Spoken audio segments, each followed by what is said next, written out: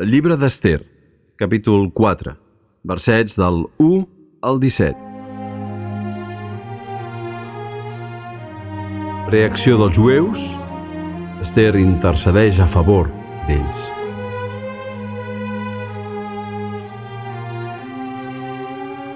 Quan Mardoqueu va saber tot el que havia passat, es va esquinçar els vestits, es vestí de dol i amb roba de sac, i es cobrí de cendra.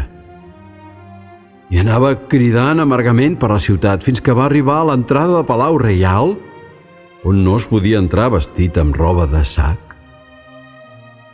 A cada província on arribava el decret promulgat pel rei, esclatava un gran dol entre els jueus.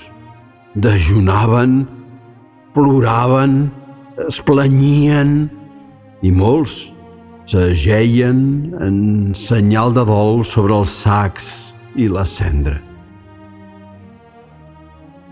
Les serventes d'Ester i els seus eunucs vingueren a informar-la.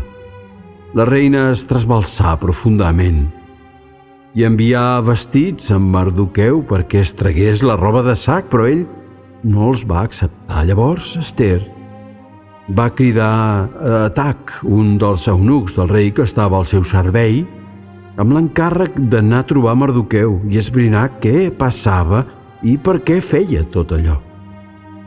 Atac va sortir a trobar Mardoqueu al carrer de la ciutat que porta a l'entrada del Palau Reial. Mardoqueu el va posar al corrent de tot el que li havia passat i de la quantitat exacta de plata que Amant havia promès d'ingressar al tresor reial a canvi d'exterminar els jueus.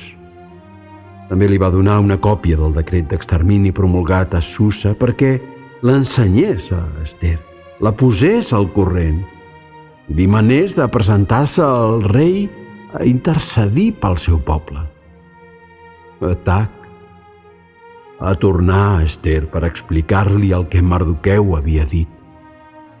Ella ordenà a Atac que transmetés a Mardoqueu aquesta resposta.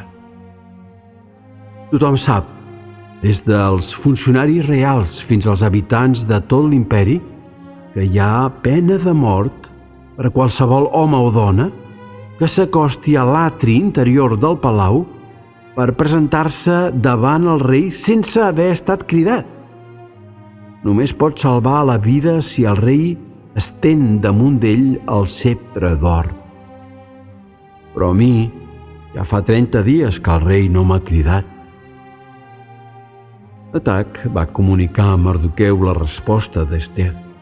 Aquest li va replicar: no et pensis que perquè ets de la casa reial t'escaparàs de la sort de tots els jueus. Pensa que si en aquesta ocasió tu calles, els jueus rebran d'un altre costat l'auxili i la salvació.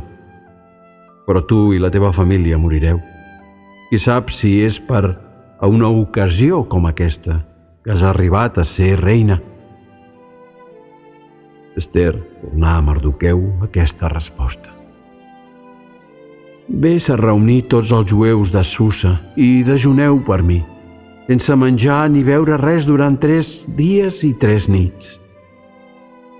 També jo i les meves serventes dejunarem igualment.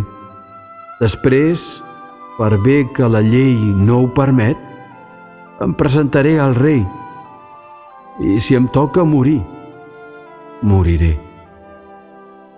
Mardoqueu se'n va anar i va fer tot el que Ester li havia ordenat.